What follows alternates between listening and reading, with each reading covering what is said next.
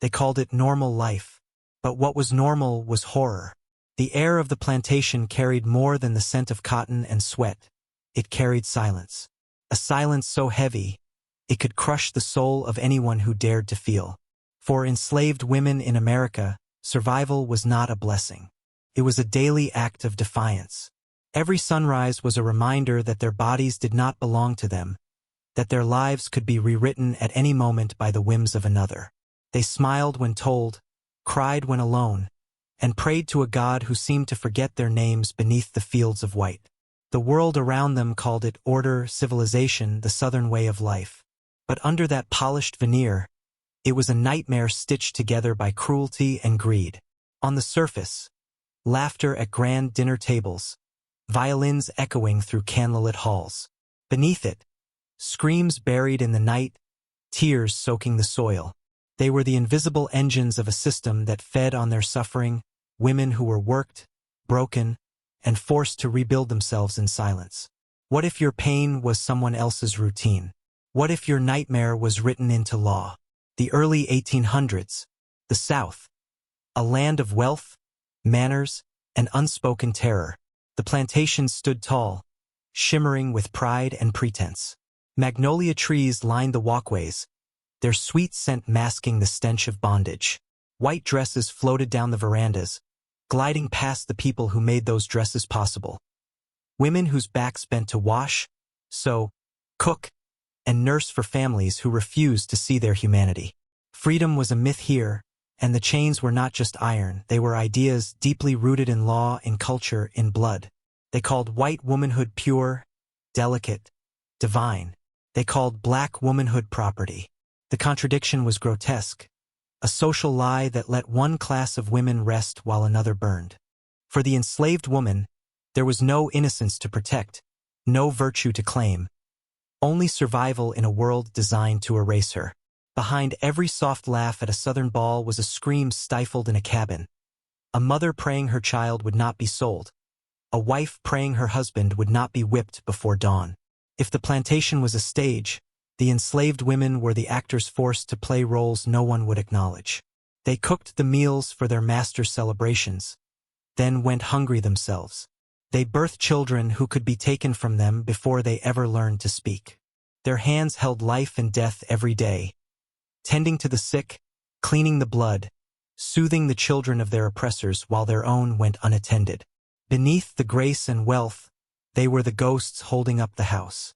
The system of slavery was more than labor, it was domination perfected. Every rule, every punishment, every whisper was designed to control. A woman could be sold for her strength, her youth, her fertility.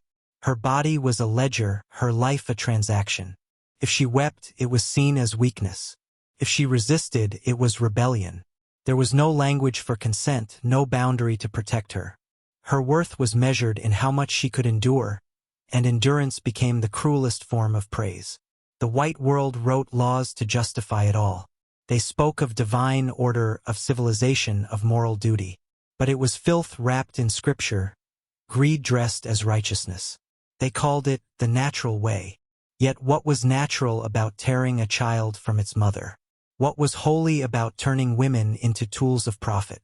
In this twisted logic, pain became normal, cruelty became routine, and humanity was redefined to suit the comfort of those in power. Families were broken as a form of control. A mother's scream at an auction block was background noise to the buyer counting coins. A husband's back, scarred by the whip, was a reminder to the others. Obedience meant survival. Women learned to harden themselves, to bury grief deep enough that even their masters could not reach it. They carried the memories of their loved ones in silence, not because they forgot, but because remembering out loud could get them killed. And yet, in the darkest corners of this empire of cruelty, small sparks of resistance burned. A whispered song during work, a stolen moment to teach a child their real name, a glance exchanged between the enslaved, saying, "You are still here, and I still see you." These fragments of humanity were dangerous acts, seeds of rebellion sown in soil soaked with tears. They were told their pain was purpose, that their suffering was destiny. But deep down they knew the real sin was the lie the world lived by. A lie that said one race could own another, that women could be treated as breeding stock, that a system built on blood could ever call itself civilized. Beneath every prayer whispered into the night was one unspoken truth. This world was rotten, and God himself must have turned his face away. They carried generations of pain, unacknowledged, unspoken, unhealed. They were the foundation of a nation that called itself free, yet survived on chains. And as the world turned, their voices were buried under the weight of denial. But the soil remembered. The air remembered. Every gust of wind through those empty fields still carries their whispers. The whispers of women who lived, suffered, and refused to disappear. They said slavery was order, but order built on terror is chaos wearing a mask. For enslaved women, there was no moment untouched by fear. The sound of footsteps outside their cabin could mean punishment, or worse. The creak of the door was never just wind. It was the reminder that nothing in their life was their own. Every day demanded obedience. Every night demanded silence. The so-called normalities of life were nightmares carved into routine. A woman could be beaten for working too slow or too fast, for speaking or not speaking, for looking up or for keeping her eyes down. Pain became language, the only one the system truly spoke. And when it came to enslaved women, their bodies became the text upon which cruelty was written. They worked until their hands bled, cooking, washing, carrying, nursing, their exhaustion invisible to those who benefited from it. Some were forced to care for the children of their enslavers, their own milk sustaining lives that would grow up to own others like them. Their own babies went hungry, their cries drowned beneath the lullabies sung to another woman's child. They gave life to the privileged and watched their own blood fade away in the fields. Privacy was forbidden.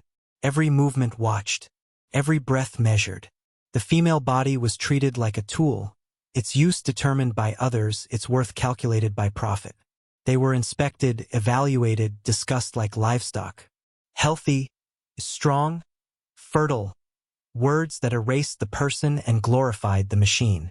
They were trained to smile through fear, to bow through rage, to exist without hope. The cruelty was systematic, but the horror was intimate. A white mistress's jealousy could destroy a woman's life overnight. Many enslaved women faced the wrath of the women of the house, blamed for the sins of their masters. If the enslaver's attention wandered, it was the enslaved woman who paid. Punishments ranged from whippings to mutilations, symbols of ownership meant to shame, not correct. A woman's worth was her silence. To speak truth was to invite death.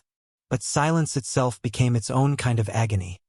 A scream buried so deep it echoed for generations. And the deepest horrors, the ones that defied language, happened away from the fields, in the stillness of night. Behind closed doors, power became filth. Control turned to obsession. There were things that the South refused to record, crimes that were too disturbing even for the people who accepted slavery as natural. The official records speak of discipline, service, and duty. But between the lines lived the real story.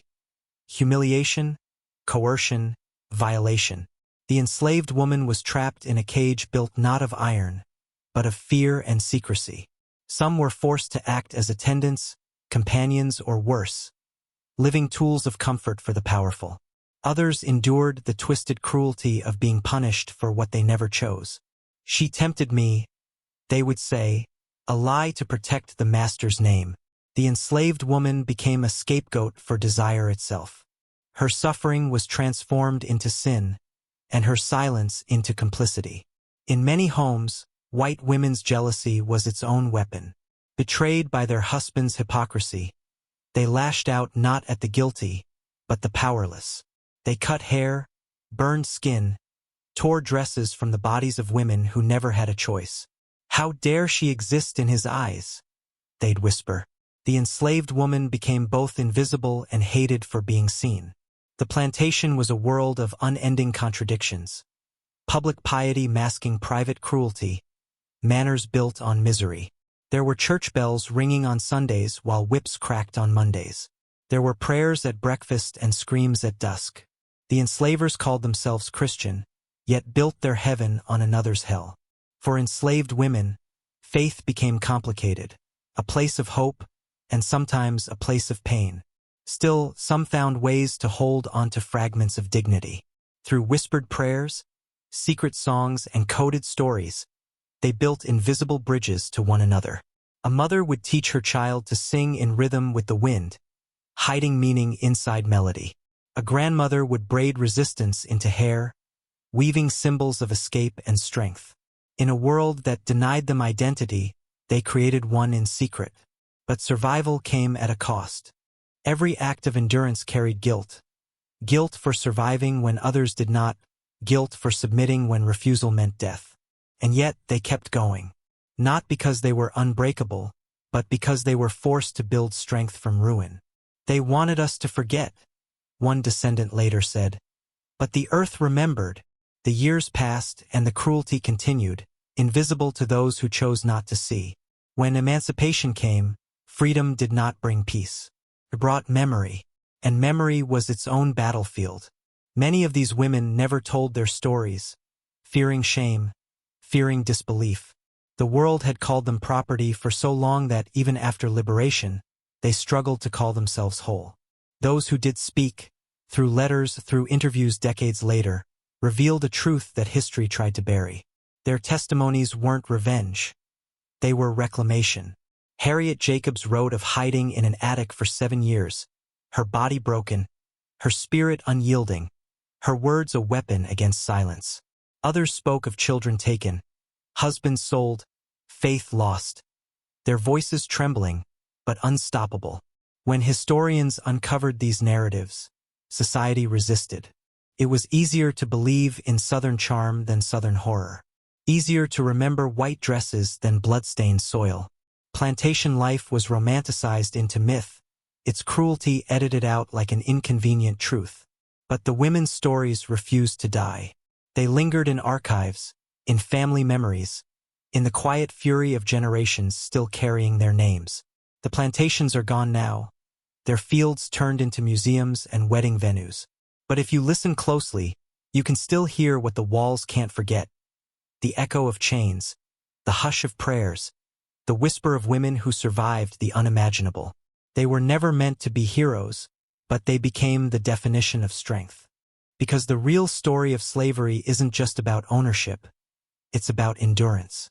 It's about women who carried the weight of cruelty and still managed to nurture life, to love, to hope. Their bodies bore the scars of history, but their spirits refused to die beneath it.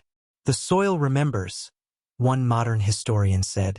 It remembers the tears, the blood, the songs. Every step across that land is a walk across memory, a reminder that horror once wore civility's face. The story of enslaved women isn't ancient history. It's an echo, still vibrating in the heart of every descendant who refuses to forget. And when we finally listen, truly listen, we don't just hear pain. We hear power. Because what was meant to destroy them became the seed of survival. Their strength built a future that slavery could never erase. The nightmare was real, but so was their resistance. They lived through a system that called their suffering normal, and yet they turned that suffering into legacy.